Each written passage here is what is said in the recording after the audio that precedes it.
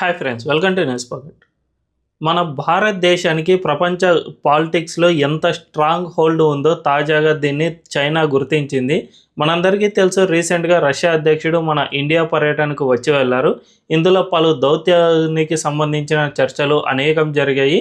రెండు దేశాల మధ్య గతంలో ఉన్న బంధం మరింత బలపడింది. దీనిపై చైనా తాజాగా స్పందిస్తూ భారత్ అండ్ రష్యా మధ్య ఉన్న స్నేహబంధం చాలా దృఢమైంది. ఇందులో చైనా కూడా కలిసి ఉంది కాబట్టి ఈ మూడు దేశాలు కలిసిమెలిసి పనిచేయాలి. ఈ మూడు దేశాలు కనుక కలిసి పనిచేస్తే ప్రపంచంలోని సెక్యూరిటీతో పాటు గ్లోబల్ పొజిషన్ చాలా సుస్థిరంగా ఉంచగలదు అనే విధంగా చైనా వ్యాఖ్యానం చేసింది. అంటే మన ఇండియా ఇంపార్టెన్స్ ప్రపంచ రాజకీయాల్లో ఎంత ఉందో చైనాకు స్పష్టంగా అర్థమైంది. అంతేకాకుండా for the first time western countries కాకుండా గ్లోబల్ సౌత్ దేశాలన్నీ కూడా ఒకే తాటిపై నిలబడగలుగుతూ ఉన్నాయి. ఒక రకంగా చెప్పాలంటే వెస్ట్రన్ దేశాలను ఏకంగా ఎదిరిస్తూ మన దేశాలు చాలా స్ట్రాంగ్గా నిలబడుతున్నాయి. దీనంతటికీ ప్రధాన కారణం మన ఇండియా అనే చెప్పుకోవచ్చు. దీన్ని చైనా సైతం గుర్తించింది అంటే మోదీ దౌత్యం ఎంత స్ట్రాంగ్గా ఉందో అర్థం చేసుకోవచ్చు. దీనికి గల కారణాలన్నిటినీ ఈ వీడియోలో మనం మాట్లాడుకుందాం. అంతకంటే ముందు ఈ వీడియోను లాస్ట్ వరకు చూడండి. ఇందులోని కంటెంట్ కనుక మీకు నచ్చినట్లయితే ఖచ్చితంగా మా ఛానల్ని సబ్స్క్రైబ్ చేసుకుని అండ్ బెల్ ఐకాన్ క్లిక్ చేయడం అస్సలు మర్చిపోద్దు. ఇక డీటెయిల్స్లోకి వెళ్తే, మనందరికీ తెలుసు, మన ఇండియా ఇప్పుడు అమెరికా, యూరప్ దేశాలను సైతం ఎదిరించి మరీ స్ట్రాంగ్గా నిలబడుతోంది. గతంలో అమెరికా ఆంక్షలు అంటే మన దేశం భయపడిపోయే పరిస్థితుల్లో ఉండేది. ఆంక్షలు అని ఒక్కసారి పేరెత్తితే చాలు, మనం అమెరికా దగ్గరకు వెళ్ళి ఆంక్షలు విధించవద్దు, మీరు ఎలా చెబితే అలా చేస్తాం అనే విధంగా మన దేశం గతంలో మన పొజిషన్ అలా ఉండేది. కానీ ఇప్పుడు ఆ పొజిషన్ అలా లేదు. మనం అమెరికాను సైతం ఎదిరించి మరీ స్ట్రాంగ్గా నిలబడగలుగుతూ ఉన్నాం. ప్రపంచంలోనే అత్యధిక జనాభా కలిగిన మన ఇండియా ప్రపంచానికి ఒక మార్కెట్గా ఇప్పుడు ఉంది. ఈ మార్కెట్ వల్ల మన ఇండియా చాలా అంటే చాలా స్ట్రాంగ్గా ఉంది. అంతేకాకుండా మన దేశంలోని యువత ఇప్పుడు ప్రపంచంలో ఏ దేశంలోనూ లేనంత ఎక్కువ మంది యువత మన దేశంలో ఉన్నారు. కాబట్టి ఈ యువత హ్యూమన్ రిసోర్స్ పరంగా కూడా అమెరికా లాంటి అగ్రదేశాలకు చాలా ఇంపార్టెంట్గా పనిచేస్తూ ఉన్నాయి. దీనివల్ల మన దేశానికి సంబంధించిన జియో పొలిటిక్స్లో మన పొజిషన్ అనేది చాలా స్ట్రాంగ్గా మారిపోయింది. గతంలో లాగా అమెరికా ఇప్పుడు ఆంక్షలను విధించినా కూడా మనం ఎక్కడా కూడా భయపడిపోయే పరిస్థితిలో అస్సలు లేము. అమెరికా ఇప్పుడు మన దేశంపై 50% టారిఫ్లను విధించినా కూడా మనం అస్సలు వెనక్కి తగ్గలేదు. ముఖ్యంగా రష్యా నుంచి చమురు కొనుగోళ్లను మనం ఇప్పటికీ దిగుమతులు చేసుకుంటూనే ఉన్నాం. ప్రతి నెల మనం పెంచుకుంటూనే పోతున్నామే తప్ప ఎక్కడా కూడా ఆగడం లేదు. రీసెంట్గా అమెరికా రష్యాలోని 2 అతిపెద్ద ఆయిల్ ఎక్స్పోర్టింగ్ కంపెనీలపై ఆంక్షలు విధించినా కూడా మనం వాటి నుంచి ఆల్టర్నేటివ్ వెతుక్కోవడానికి 1 వారం నుండి 10 రోజుల టైం పట్టిందే తప్ప ఇది కాకుండా మిగతా ఏ సమయాల్లో కూడా మనం అక్కడి నుంచి ఆయిల్ దిగుమతులను అస్సలు కూడా తగ్గించలేదు. సరికదా, ప్రతిరోజు పెంచుతూనే పోతున్నాం. గతంలో రష్యా నుంచి చాలా తక్కువగా ఇంపోర్ట్ చేసుకునే మనం ఇప్పుడు అగ్రభాగం ఆ దేశం నుంచే ఇంపోర్ట్ చేసుకుంటున్న పరిస్థితి నెలకొంది.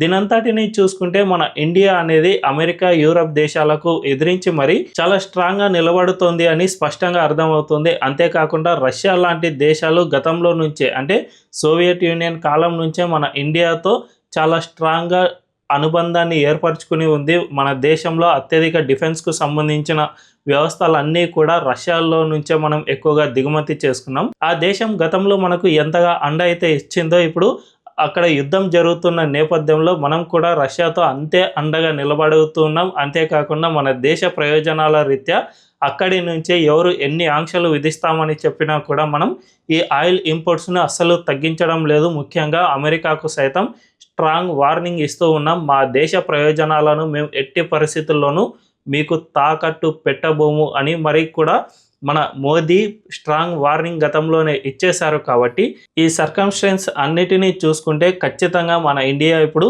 జియో పొలిటిక్స్లో చాలా స్ట్రాంగ్గా ఉందని చెప్పుకోవచ్చు. దీన్ని చైనా సైతం గుర్తించింది. గతంలో మనతో ఎప్పుడూ కూడా సరిహద్దుల వద్ద పేచీ పెట్టుకునే చైనా ఇప్పుడు బాగా తగ్గించింది. ముఖ్యంగా గల్వాన్ ఘటననే చివరిసారిగా జరిగిన అతిపెద్ద ఘటన అని చెప్పుకోవచ్చు.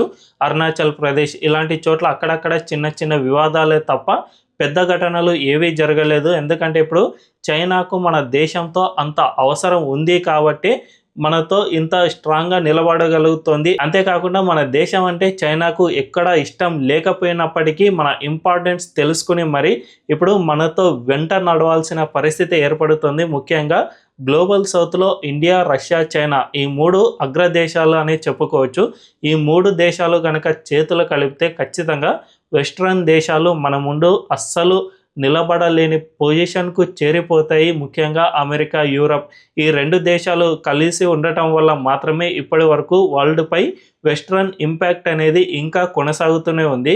అలాంటిది రష్యా, చైనా అండ్ ఇండియా 3 దేశాలు కనుక కలిసి స్ట్రాంగ్గా నిలబడితే అమెరికా సైతం ఈ 3 దేశాల ముందు నిలబడలేని పరిస్థితికి చేరుకుంటుంది. అంతేకాకుండా ఈ దేశాలు కనుక కఠినమైన ఆంక్షలు కనుక విధిస్తే అమెరికా పూర్తిగా చతికిల పడిపోయే పరిస్థితికి ఖచ్చితంగా చేరుకుంటుంది. దీన్ని చైనా సైతం గుర్తించింది. ఈ 3 దేశాలు చాలా స్ట్రాంగ్ హోల్డ్ను కలిగి ఉండాలి, ఈ బంధం భవిష్యత్తులో కూడా ఇలాగే కొనసాగాలి అని చైనా సైతం పదే పదే కోరుకుంటుంది. గతంలో మనల్ని పూర్తిగా వ్యతిరేకించే ఆ దేశం కూడా ఇప్పుడు మన బలాన్ని అంగీకరిస్తున్న పరిస్థితి నెలకొంది. దీని అంతటికీ ప్రధాన కారణం ఒకటే, మన దేశంలో మోదీ ఎప్పుడైతే అధికారంలోకి వచ్చారో అప్పటి నుంచే మన దేశ విదేశాంగ శాఖ మొత్తం వ్యూహాలు అన్నీ కూడా చేంజ్ అయిపోయాయి. ముఖ్యంగా 2019లో విదేశాంగ శాఖ మంత్రిగా ఎస్ జైశంకర్ ఎప్పుడైతే పదవీ స్వీకారం చేశారో అప్పటి నుంచి మన దౌత్య విధానాలు అన్నీ కూడా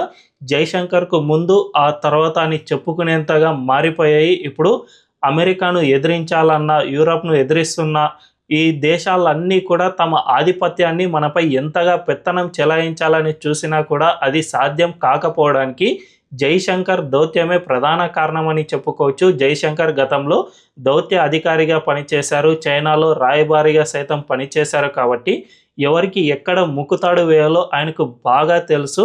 అమెరికా అహంకారాన్ని ఏ విధంగా మనం అణిచివేయాలి అనే విషయం కూడా జైశంకర్కు బాగా తెలుసు. కాబట్టి ఈ విధంగా మొత్తం పర్ఫెక్ట్గా ప్లాన్ చేసి మరి అమెరికాను సైతం మన దేశానికి ఎటువంటి బెదిరింపులు లేకుండా వాళ్ళు టారిఫ్లు విధించినా కూడా మనకు ఎక్కడ నష్టం లేకుండా చూస్తూ ఉన్నారు. మనం రీసెంట్గానే చూసుకుంటే మన దేశ ఆర్థిక వృద్ధి కూడా భారీ ఎత్తున పెరిగిపోయింది. అమెరికా ఆంక్షలు విధించిన సమయంలోనే మన దేశ వృద్ధి 8.4% వరకు చూపించింది. అంటే ఇది ఆశ్చర్యకరమని చెప్పుకోవచ్చు. గతంలో జనరల్గా యావరేజ్గానే 7.5% ఆ పొజిషన్లో ఉండేది. కానీ అమెరికా ఆంక్షలు విధించినా కూడా ఎటువంటి ఇంపాక్ట్ లేకుండా మన వృద్ధి 8.4 వరకు పెరిగింది. అంటే ఖచ్చితంగా మన దేశం ఆ ఆంక్షలకు ఎక్కడా కూడా వెనకడుగు వేయలేదో సరికదా, ఇంకా ప్రోయాక్టివ్గా పనిచేస్తుందనే చెప్పుకోవచ్చు. అమెరికా విధించిన ఆంక్ష మనకు ఇంకా మేలు జరుగుతుందనే చెప్పవచ్చు. ఎందుకంటే మనం ఇప్పటి నుంచే ఒక్క అమెరికాపై డిపెండ్ కాకుండా, వెస్ట్రన్ కంట్రీస్పై మనం డిపెండ్ కాకుండా స్వతంత్రంగా నిలబడడానికి ఇవి ఇప్పటి నుంచే పనిచేస్తూ ఉన్నాయి. మనం గ్లోబల్లో ఇతర మార్కెట్లను కూడా ఇప్పుడు అన్వేషణ చేయడానికి ఈ ఆంక్షలే ప్రధాన కారణమని చెప్పుకోవచ్చు. దీనివల్ల కూడా మన ఎకానమీ బలపడుతుంది. దీని అంతటిని ఒక్కసారి మనం క్షుణ్ణంగా పరిశీలిస్తే ఖచ్చితంగా ఇప్పుడు మన ఇండియా జియో పొలిటిక్ స్టాండ్స్లో చాలా స్ట్రాంగ్గా నిలబడగలుగుతుంది. వెస్ట్రన్ కంట్రీస్ మనల్ని గతంలో పెత్తనం చెలాయించే పొజిషన్ నుంచి ఇప్పుడు మనల్ని ఏమీ చేయలేని పొజిషన్కు చేరుకున్నాయి. అంతేకాకుండా ఎప్పుడు మనతో సరిహద్దు వివాదాలకు కయ్యానికి కాలు దువ్వే చైనా సైతం ఇప్పుడు మన స్ట్రాంగ్నెస్ను అర్థం చేసుకుని మనతో కలిసి రావాల్సిన పరిస్థితిని కల్పించారంటే అందులో ప్రధాని మోదీ అండ్ విదేశాంగ శాఖ మంత్రి ఎస్ జైశంకర్ చేసిన కృషి మాత్రం ఎనలేనిదని చెప్పుకోవచ్చు.